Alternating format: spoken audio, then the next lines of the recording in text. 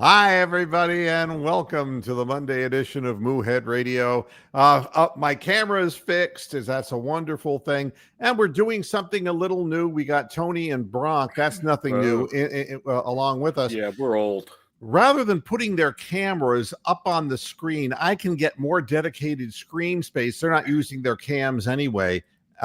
This allows me to put your comments, if you have comments on the program, up on the side of the screen so I can see them without having to change my screen, and I can read them right off. So it's kind of... it's better for me, too, because I can see them as well without having to move around. Right.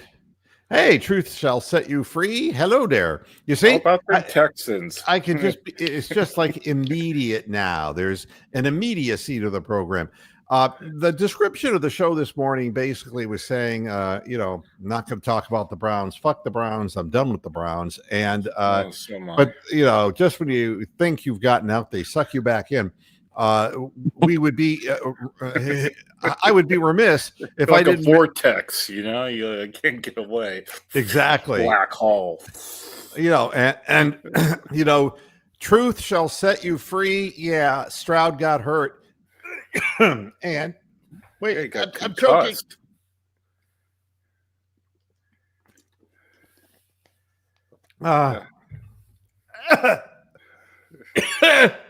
Texans.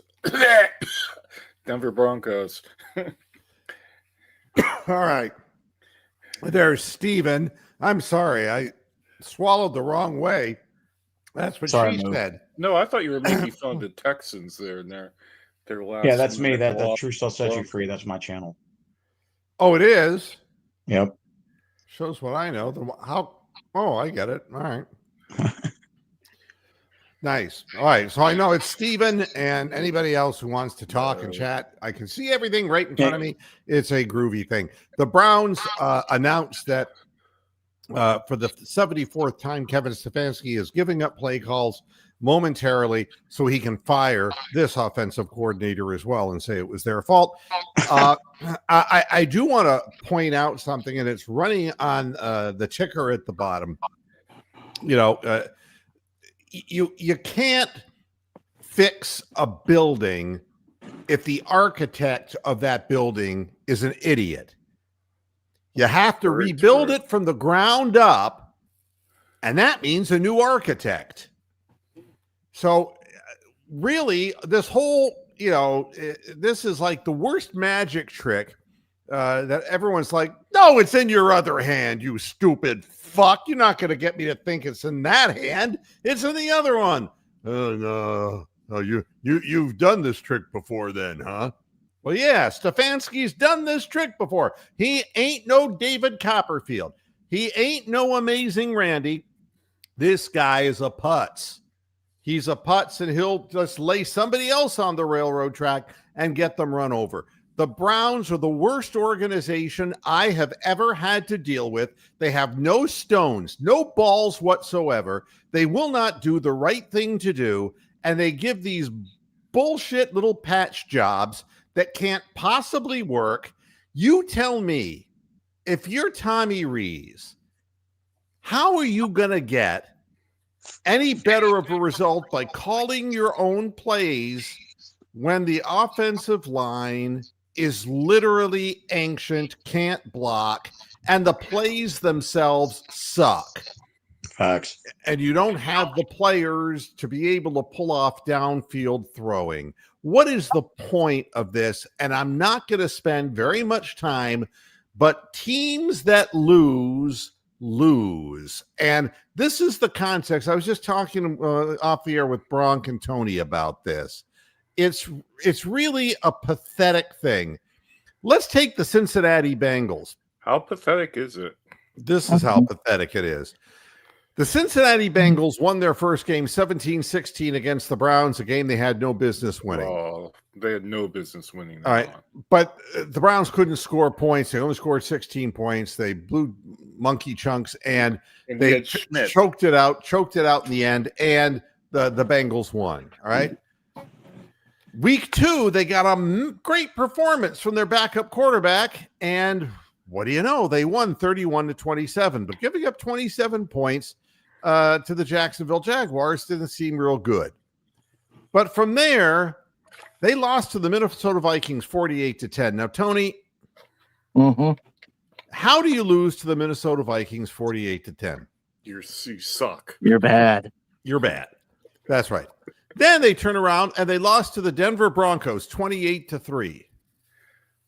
They suck. So 10 points and then 3 points, only 17 points against the Browns. And it's like, well, we don't have Joe Burrow. Well, now we're going to get to the real crux of the matter. It wouldn't matter if they had Joe Burrow because they'd still be losing. And let me tell you why. They lost to the Detroit Lions. They gave up 37 points to the Lions. The Lions are now having trouble scoring points at all. But the thing is, 37 points and they lost 37-24. Then they lost 27-18 to the Green Bay Packers. All right. Then, what do you know? They pulled a win against the Steelers. Well, that's not that impressive a thing, but they still gave up 31 points to a 41-year-old quarterback who hasn't done anything close to that since. Then the New York Jets, who were winless, score 39 points against them. They score 3 touchdowns in 6 seconds or whatever the fuck they did, and they managed to lose. And then, most recently, and the thing that's funny about it, everybody's focusing on, it just shows the Browns fucked up with Joe Flacco. If you were watching any of these games, all right, they gave up 47 points to the Chicago Bears.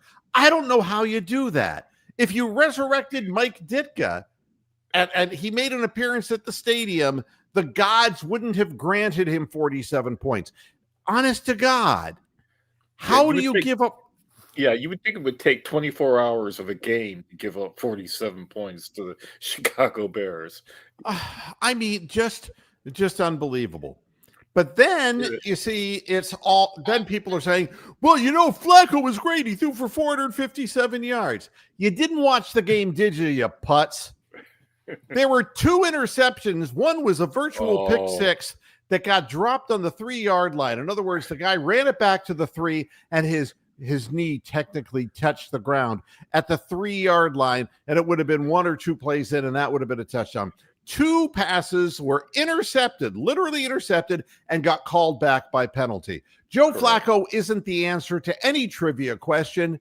He's not going to score you any points on Final Jeopardy, so shut the fuck up. He's nobody. He's an old man trying to play a position for a team that can't win. The only team that would want him would be the Bengals because they can't win. Zach Taylor, if you score 38 points, you give up 39. If you score 42, you give up 47. Zach Taylor has never been able to win. And Joe Burrow, do you think Joe Burrow is going to be able to put up 47 points? Go fuck yourself if you think so. God. I mean, losing teams lose. Yeah, CJ Stroud got hurt. Should be no surprise because the Texans are losers. The McNairs are losers. And his wife has taken too many dick loads up her ass.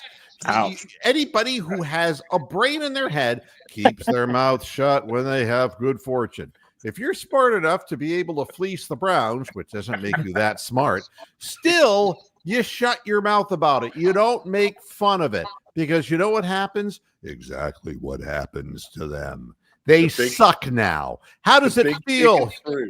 Texas, how's it feel, Houston? How does it feel? And, all the bullshit. Oh, we just beat you, with Joe Flacco throwing interceptions, right? It's like, we beat you. We beat the Browns. It's like, what is your future with CJ Stroud? It's limitless. What happens if he gets hurt? He's not going to get hurt. We have an offensive line. Where did it go? CJ got hurt. He just had a concussion. Yep.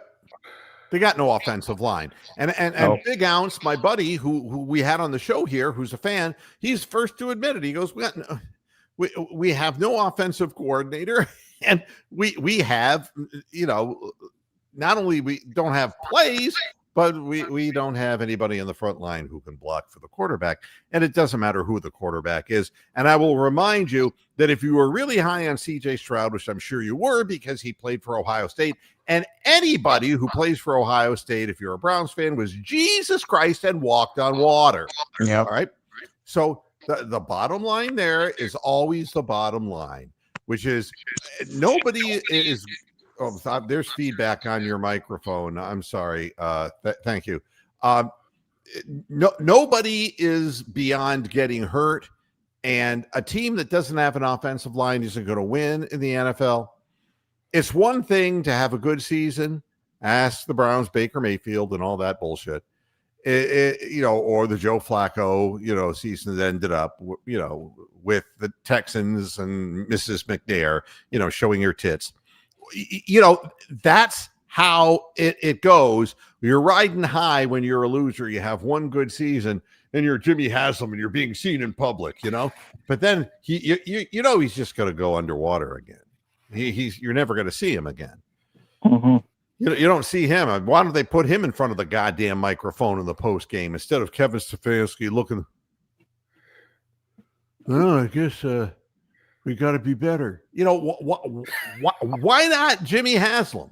Put him up there. Put D Haslam up there. Yeah, I mean something. Put his daughter and son-in-law up there. They all run Haslam Group. They're all responsible. So, I mean, and just look at the scores. The scores this past week. We didn't play, but you're paying attention to the scores. It's like, of course, the Dolphins lost. What did they do? Bozo organization. Mike McDaniels, the goddamn heroin addict insect looking fuck, he's still got a job. The general manager got fired. Let's fire the black guy. That's how it works in the NFL. Don't you yet get it? Mike McDaniels shouldn't have a job, and he proved it. He lost 28-6 to the Ravens at home. Does that sound familiar? They lost to the fucking Browns, for God's sakes. Nobody can live that down. And then look at the Lions. Dan Campbell, he's going to be the man to win a Super Bowl next. No, he's not. No, he's not. The Lions are the Lions. The Lions, whether it's Wayne Fonts and they're playing in the Silverdome or they're playing at Ford Field or if they're playing with themselves, it doesn't matter. No, mixed race doesn't count unless you're Donald Trump. Then it counts. Then he sends ICE after you. Yeah. You're on a roll today, man. I am on a roll because it isn't just the Browns. What I'm saying is in the NFL, so the Vikings beat the Lions, and Tony, you're 4-4. Mm-hmm. You're a 500 team. And you beat the Lions in Detroit. That should never happen. It did, though. But it did. And the Panthers beat the Packers. That's right. That was what I was looking at next. That shouldn't have happened. 16-13, the Panthers win. And the Broncos beat the Texans in Texas. The Chargers beat the Titans, and the Titans are 1-8, and the loser's a loser. Bow wow time. And the Falcons, bow wow. They're losers. Who's your quarterback? I don't know. Who do we play here in Atlanta? Some Penix fella. Yeah, Penis. Yeah, You know his name? Michael Penis. Yeah, it's hard to play him. But the Patriots are 7-2. But are they any good? Now, come on. No. That's this year's story. The Patriots will be losing franchise again next year. It just works that way. Then you have the 49ers beating the Giants. The Giants couldn't beat themselves off. For God's sakes, they're terrible. They will not win. They're 2-7. They're awful. And their coach still has a job, and there's no reason why. The Steelers won. All right. Oh, they kicked ass. And this is 27-20. I don't consider that kicking ass. But I watched it on Red Zone. They those were late garbage points to what's their faces got. They were kicking their ass. No, they weren't kicking their ass. Hate to argue with you, and we don't argue very often. The Steelers won for one reason. Can you say 4 turnovers? Yeah, exactly. Daniel Jones was a man. Yeah. 3 interceptions. The Colts looked horrible in that game. sacked God. 5 times. And Aaron Rodgers only threw for 203 yards. The Pittsburgh rushing attack was Jalen Warren running 16 times for 31 yards. I'm not making this shit up, folks. I know. They rushed 23 times for 38 yards and only had 200 yards passing. How did they score 27 points? Turnovers. Because the Steelers have an organization that understands you don't play like pussies. The league loves it. They love CTE. They love players dying early. And it doesn't matter if it's Mike Webster, who was a Steeler, who dies early and ends up wandering the streets like a brainless zombie, or if it's somebody else who just Terry ends up. Bradshaw, still on television, and he's demented as hell. He shouldn't be, man. He's scrambled. He is demented. He is scrambled. I don't know if you saw that last thing that he did. It was like no, a week but before. I've seen him enough recently. Oh my God, Michael Strahan was looking at him like, "You okay, fella?" Yeah. I mean, I don't know what he was talking about. He was just blathering on. But that's no way to win a football game. But the Steelers do win those games because they put themselves in a position to win.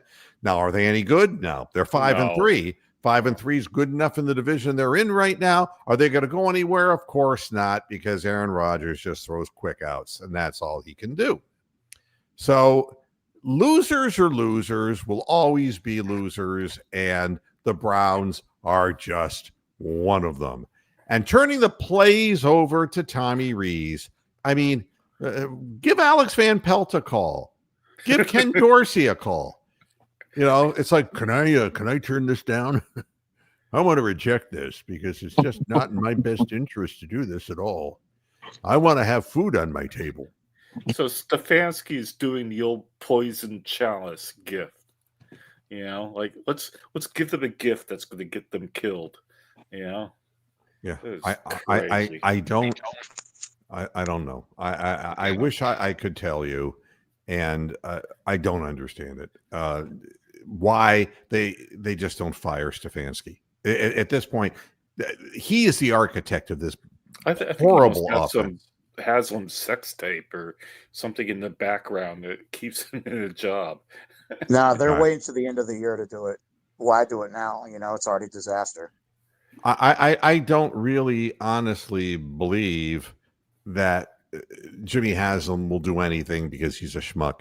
The only other thing, and I'll be done talking about the Browns, is that Shedeur Sanders still idle with his back injury. You know, oh, I wish I was in the land of cotton.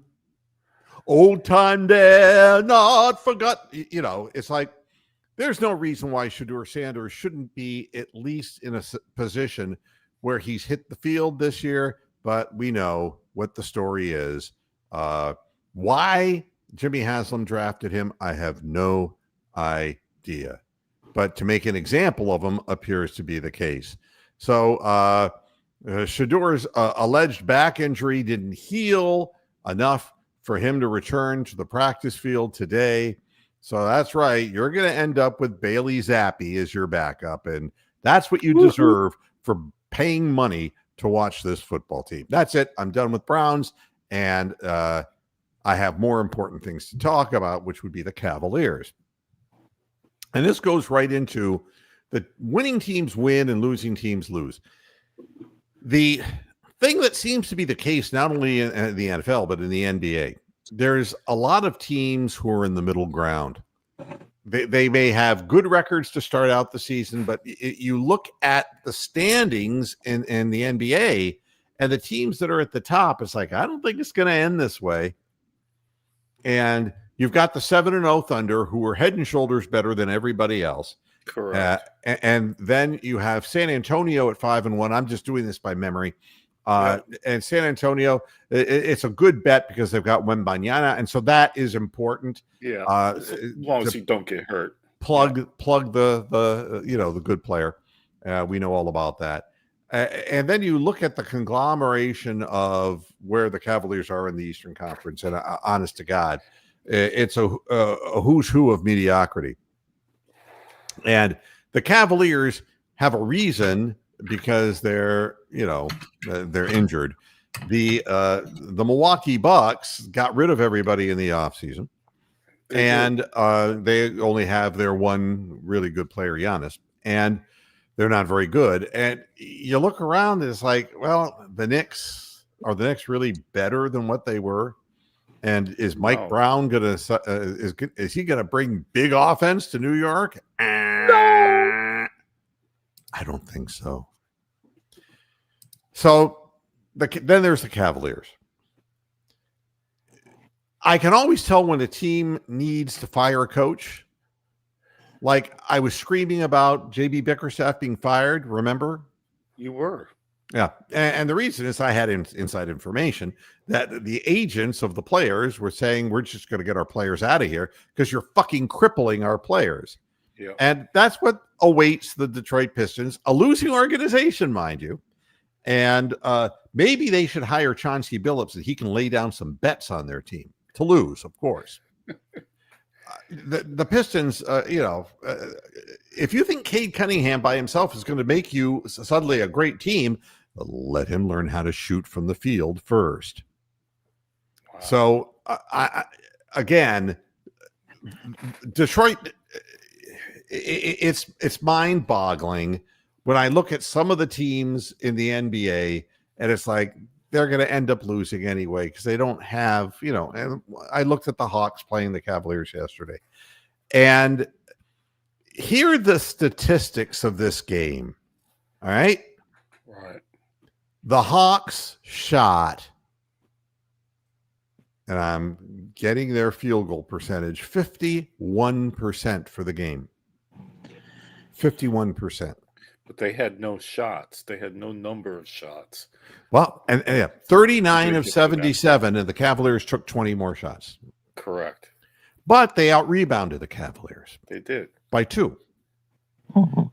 How did they lose? The answer is real simple, because I watched the game. Yeah. And the Cavaliers, God only knows. I mean, they're playing shorthanded, and Kenny Atkinson is trying to come up with lineups on the run, and it's making for some pretty interesting court time for players. I'll give it that. But it's also giving people an opportunity to show whether they belong or they don't belong.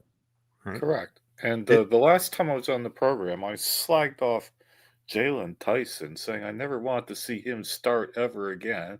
And he goes out Friday in a losing cause. It's a decent game. And yesterday, he Yep. fucking must have had like 5 threes and, was all over the place and, must have had a plus, I don't know, plus double digits.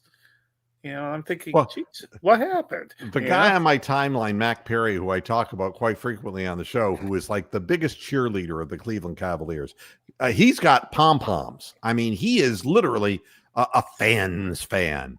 And Right. he loved him some Tyson, Jalen Tyson, from the very beginning, since last year. And it's like, are you seeing Really? something? Oh, well, he's going to be a defensive stopper. And I'm saying, no, he isn't that.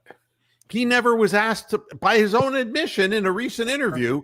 Jalen Tyson said he was never asked to play defense in college. So he couldn't come into the pros ready to be. Playing it. He was a guy who got to take he was a volume shooter in college playing for a lesser, team.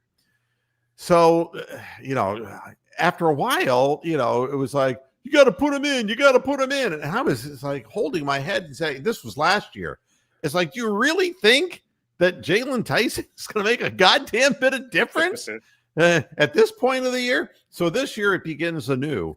And it's like, these injuries are a blessing in disguise because it's going to allow Jalen Tyson to play. And I'm holding my head and I'm, it's like, make this stop, dear God. And then all of a sudden, this guy starts playing. He's had 2 great games. And so I made a joke, and he, I think he really got off on it because I said, man, Jalen Tyson is making Mac Perry look like a prophet. and he wrote back, the fingers pointing down like this, Wow. Yeah. but the thing is, and it's the difference between. I'm going to bring David Talevsky in, so bear with me. I'm also bring him my- through the vortex. Hold on, come into the light, Marianne. Mr. Talevsky. And now I'll Hello. go back full screen. Hello, David. How are you? Good. Yeah, so what it boils down to is why and how did the Cleveland Cavaliers give up 51% shooting and get out rebounded and still manage to beat the Hawks by 8?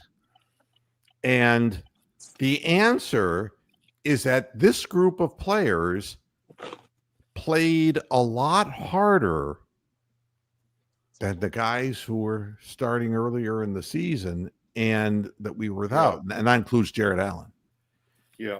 I can understand, and Evan Mobley had a shit game against the Hawks. Oh, God. Yeah. He was horrible. And Yeah. there's confusion because people again are, he's a unicorn and he's going to be one of the greats of all time. And it's a mistake. It's a mistake. He's a good player, but if Good he guy. plays for another 10 years, he could be a borderline Hall of Famer, but he's never going to be second or third All NBA. No, It's just not going to happen. He He's not is one of those they're, guys. They're throwing too much shit at him. And where he's effective is real obvious to me. He's got to catch the ball. He's got to come into a position and he cannot put the ball on the floor. If he does, Correct. it's a turnover because Yeah, he dribbles it as the height of my head. Okay. He's so fucking tall. And anyone can blindside him and just come around and steal it. And that's what's been happening. Another thing is if he starts this bumpty bump thing, I'm going to bump you down trying to do a Shaq. Oh, Shaq. Yeah, that never works. Like, Not for him because he ends up closer to midcourt than he does to the basket because he's not strong enough to do it. To bump him back. Yeah, you can't bump him back. And the death knell of every player who lacks strength to really play with the big boys, and I'll do it for you. This is what I call the NBA head and shoulders fake because white men can't jump. That's a 3-second in the lane while he was Doing all that, yeah. Yeah. Go up with the fucking ball. If you're not strong enough, get it the fuck out of there. Or try a fadeaway or try a hook shot. Try something. But, this fake up, head and shoulder fake thing is bullshit. So he had a lousy game. But the players played hard. They did. And the Hawks, for their part, weren't running plays. They were just driving the ball toward the basket, and they were, they'd have a little bit of success and run up points and get even with the Cavs, and then the Cavs would kind of get back up, and then the Cavs would make turnovers, and they'd get in their little running up and down game, and they'd even it up. It really was a shit game, to be very honest with you, but for what the Cavaliers had on the field with guys like Proctor and people would not even, Jalen Tyson and they even put who's the backup big guy? I don't even Bryant, right? Not Kobe either. And they put him on the floor to try to get some energy going until he threw up a 3, and you wish to God he had never done it. So that's what we have on the floor, but they were all playing hard. Tyson had 5 fouls. I'm amazed they didn't foul him out. He was aggressive. A lot of the players were playing aggressively. We had steals like you would not believe. I sound like Donald Trump, but the likes of which you've never seen before. The steals. You look at the number of steals that the Cavaliers had in that game, and those were just free points, man. Just free points. And I want to look up that stat. 12 steals. 12. I'm looking at and like 9 of them were in the first half, man. Yeah. I mean, it was, And that's because they were just one-on-oneing and turning the ball over. And I've never seen two teams throw the ball behind players out of bounds more than I did in that game. It was, but there was a reason for the Cavs. That's not, those guys are not used to being They on didn't the know floor. the plays. Yeah, I mean, Lonzo Ball, I don't know. He must have been involved on half of those where the ball went sailing out of bounds. Yeah, I mean, one guy's cutting one way and the guy throws it the other. There was a lot of that.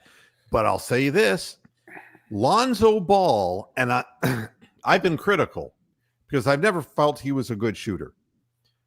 But he got 6 rebounds in his time on the floor. He was playing. He was playing hard. He was playing hard, and he was going up after balls.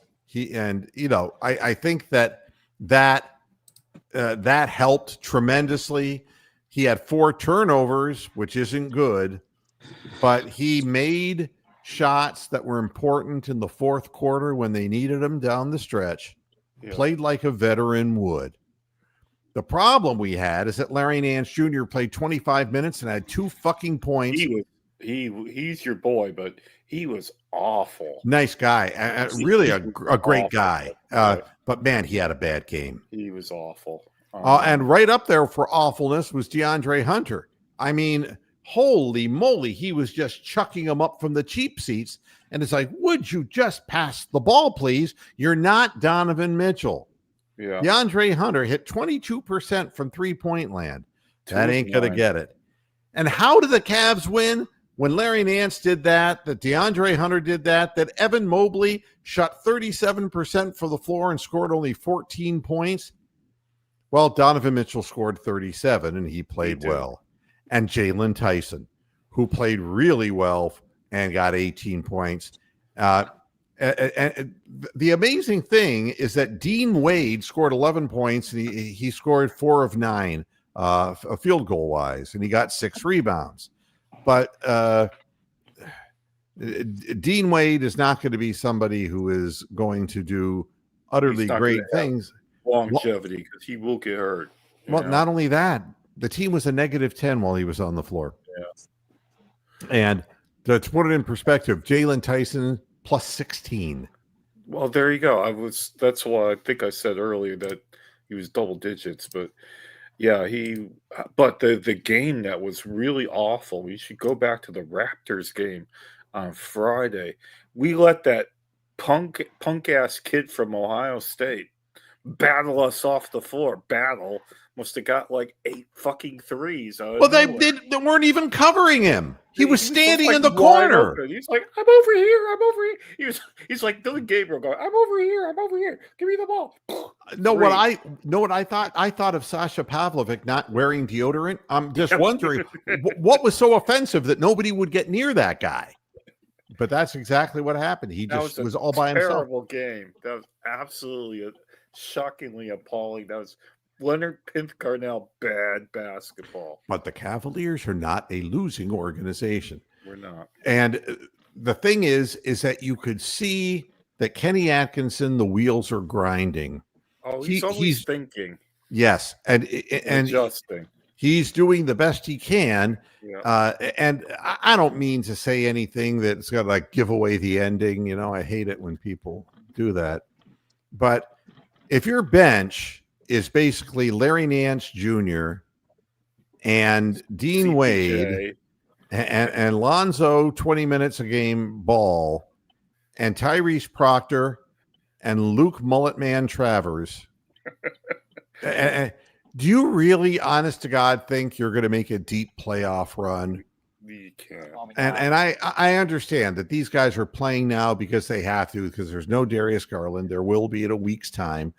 So be patient. He'll be back. And Jared Allen says that he is going to tape up his finger, and I wish he'd stick it up his ass and that we would trade him. But he's going to get that, and he's going to try to play as early as Wednesday. We'll see about that. And Max Strus, who I think is an important part of, and one of the reasons why Kenny Atkinson is the coach and we got Max Strus as a player is because he's nonstop motion, and that's the way that Kenny likes to run the offense. So there's a reason.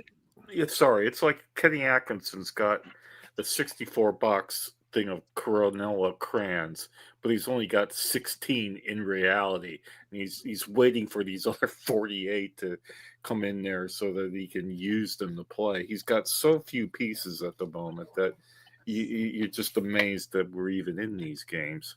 We're gonna.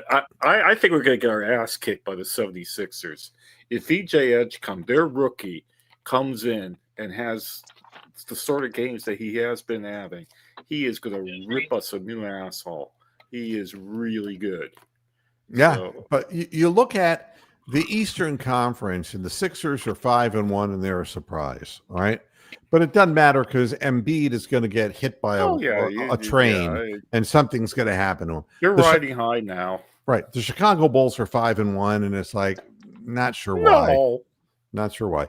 The Bucks are 4-2. They got off a little slow, but you looked at what they had on the floor, and it's like, and they got Jimmy Haslam. Yeah, they got Haslam Sports Group numbered with him now. The Pistons are 4-2, and they have JB Bickerstaff, so their offense will never be good enough to get the to win the prize. Yeah, Duran and Thompson, they're inconsistent. They can have a great game one day, and then the next, when they played the Cavs, they laid down and died.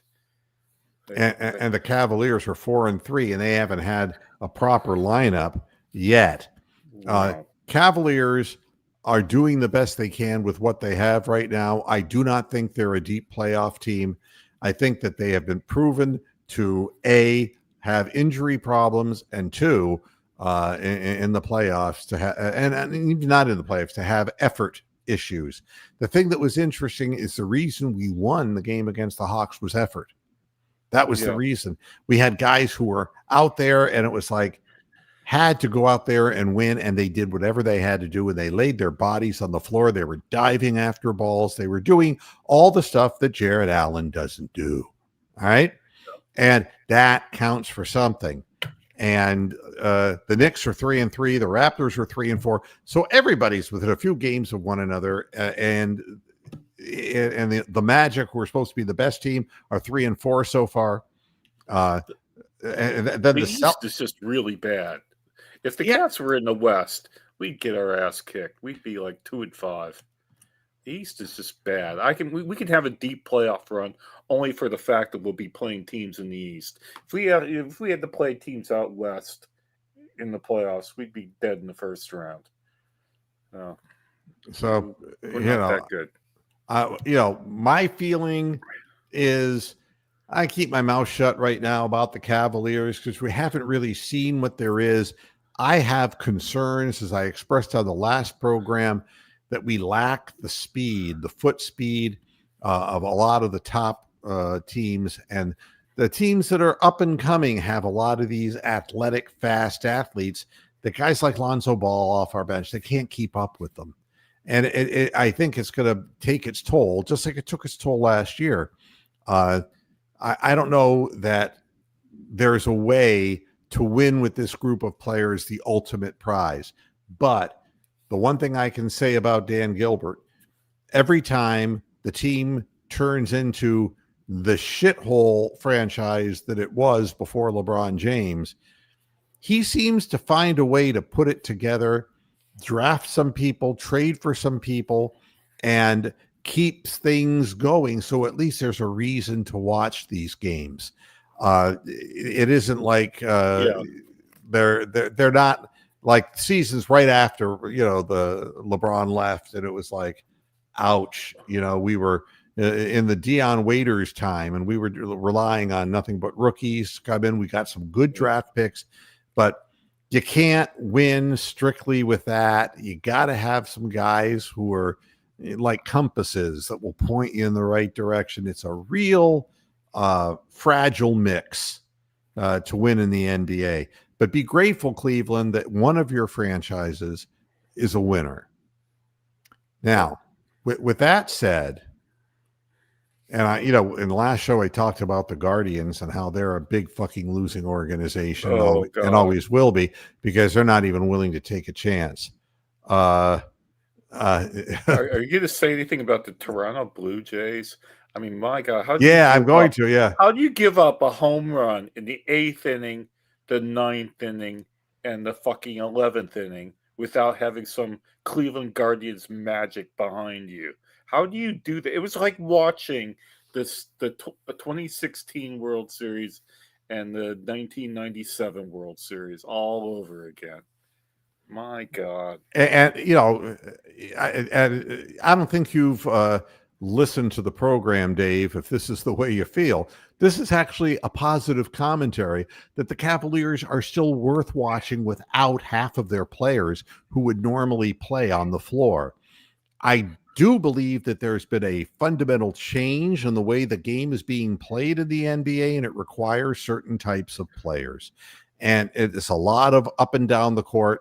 You obviously, Dave, were not watching what the Pacers did to us and how they did it to us by pressuring us full court. Yeah. And you need ball handlers, but you need speed, and you have to be able to punish a team.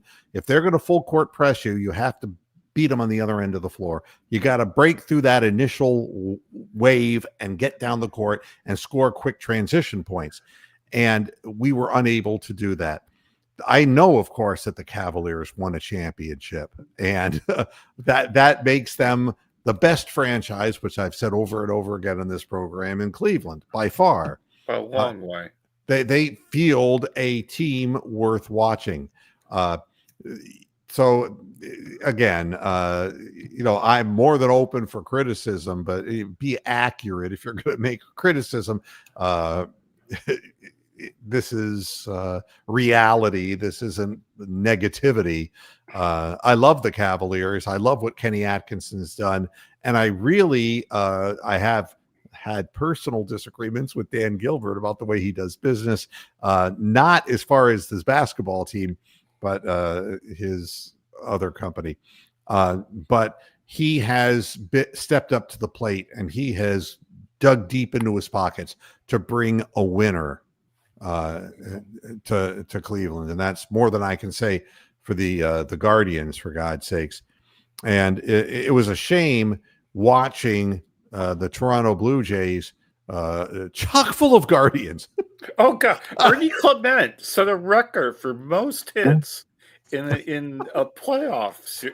Like 30 hits he's had in this playoff run. But didn't you know when Ernie Clement had the big at bat and he whapped that ball and it was going toward the wall and they crashed into each other? It was so Guardian-esque. It was unbelievable. And but the guy holds up the ball and he goes, "I caught it," and Ernie Clement is like, "Am I still in Cleveland?" Yeah, but I really thought that World Series, and everyone say that's one of the greatest World Series ever, and I'm not going to argue. It had the wrong ending. I mean, it's like watching a great movie and the wrong ending. It was a lot like the Florida Marlins World Series when the Marlins put together this team of mercenaries. The Dodgers have mercenaries from all over the world that, from like, every color of the rainbow, and pay them millions and millions and millions, and then they beat the little guy, the Toronto Blue Jays. And the Blue Jays seemingly did everything right. I mean, for what they gave up 3 gopher balls. Yeah. Well, look, Shane Bieber isn't Shane Bieber anymore. Let's be clear about that. He's Charlie Nagy. He's Charlie Nagy now. Nagy was down to 87, 88 miles an hour. And Bieber's down to 90, cowboy. 92, 93, but the movement isn't there. And you can foul off the 92, 93 mile an hour fastball, but you wait on the hanging ball, and that hanger slider, the guy blasted it out. And he had gotten 2 quick outs, and you thought, wow, he's going to get through this inning. He's going to do it. Every time it got close, and you think, "Oh my God, the Blue Jays are going to win this," and you're thinking, Joe Carter, and it's like, no. And the ending we get is that, something, it really matters having a $400 million payroll. That's exactly what it is, Well, that's sort of the American way, really. The biggest payroll wins. So that's what baseball is. So, but it was entertaining. But It was entertaining. there was a sense of dread because I was sitting there watching, cheering for the Blue Jays, and I said, "That's bad." When Mr. Moohead's cheering for you, you got lured in. You got sucked. You got fish hooked. I mean, the feed I was watching was the TSN feed, the Toronto feed, and it was depressing as hell. the looks on the players' faces at the end of that game.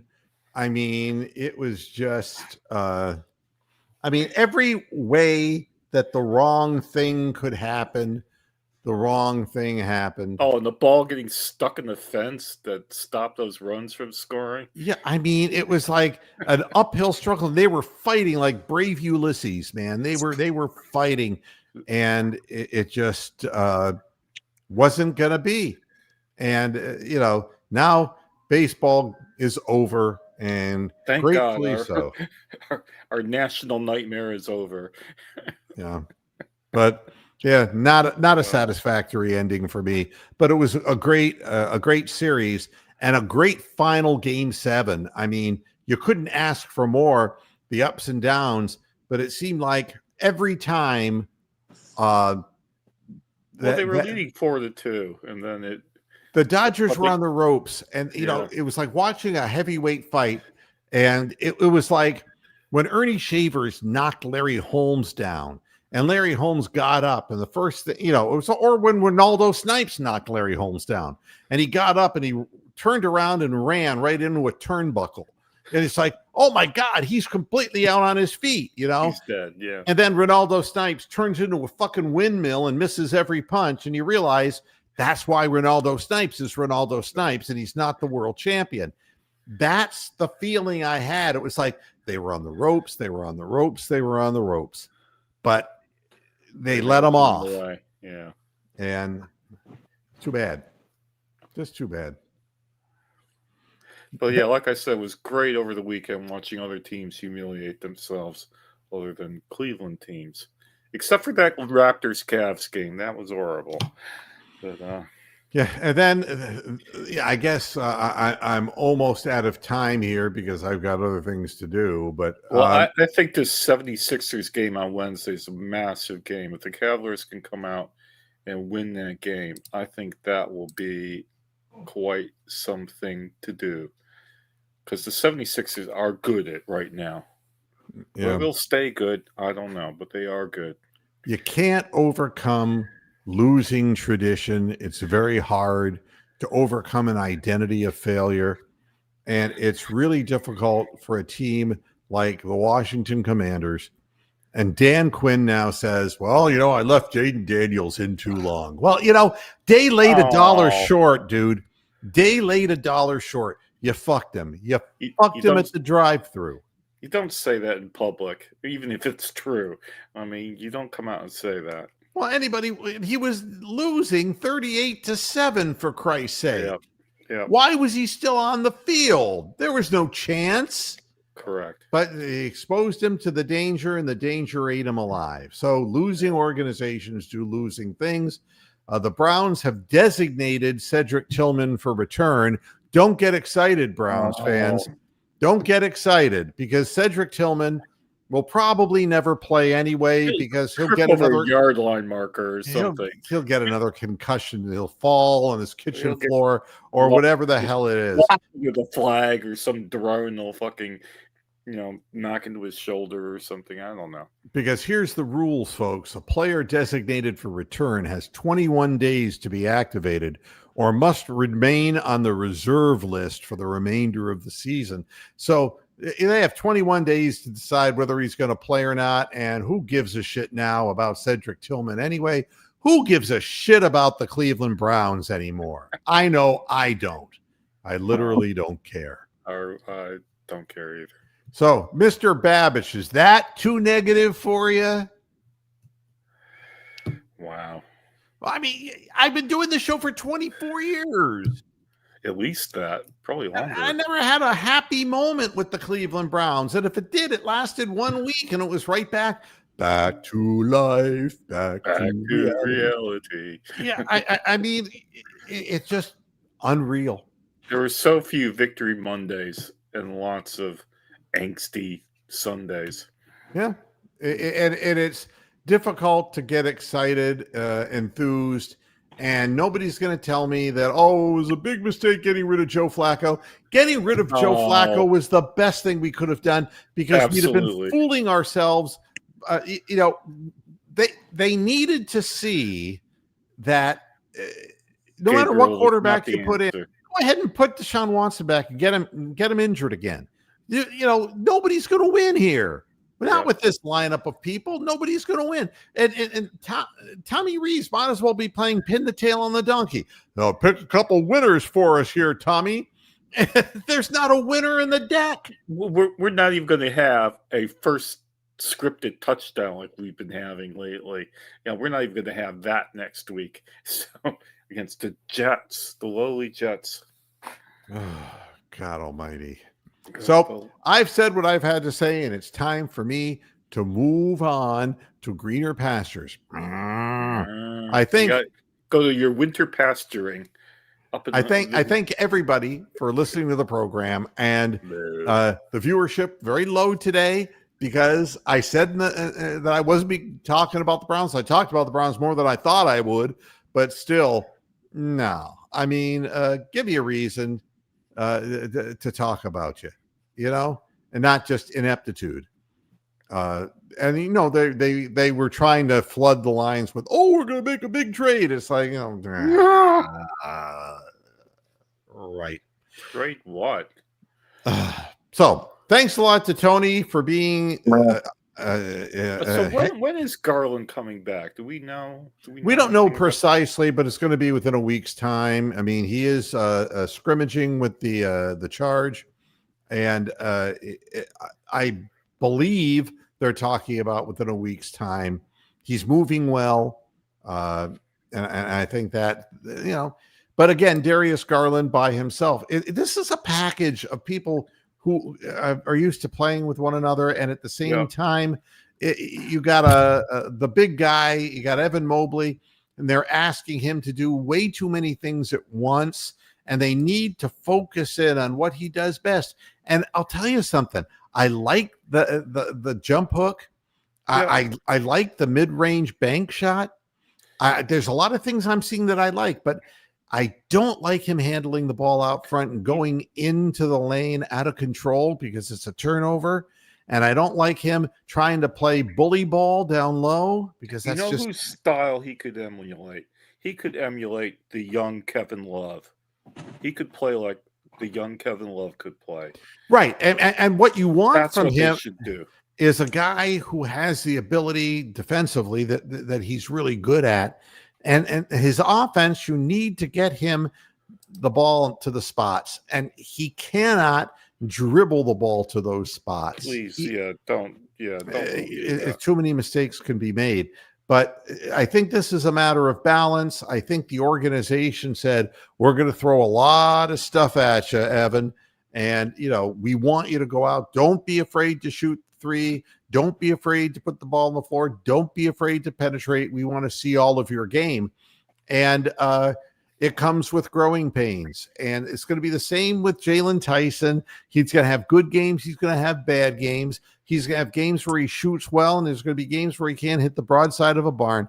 The real issue is, what do you bring to the team on your off nights that still contribute to W's? That's the deal. Yeah, well, it's a big week. It's Sixers Wednesday, Wizards on Friday, and there was, I can't think of what the next game is. It's pretty close after that. Big games. If we get 3 wins out of those, then that's doing really well, I think. I just want the team to continue playing hard defensively, to really be grinding it out, because this team can't be a running gun team. I mean, they just don't have the foot speed to do it. And this is a team that needs to be more physical and to learn more ways to win than just cavalanching somebody like last year. It's teams saw our act last year, and we copied it and done it better. They've cavalanched us, for God's sake. Yeah, and we have to get physical. And Olivia Newton-John said it herself. Physical. So thanks, Bronk. Thanks, Tony. Thanks, everybody, for tuning in. We'll be back again at the end of the week. You want me to talk about Browns? Fine. We'll talk about Browns on Friday, and we'll make our predictions of how much they lose by. Thanks a lot, everybody, for tuning in. We'll be back again Friday. Until then, hasta la vista, Pastor Heads. Good night. Meh.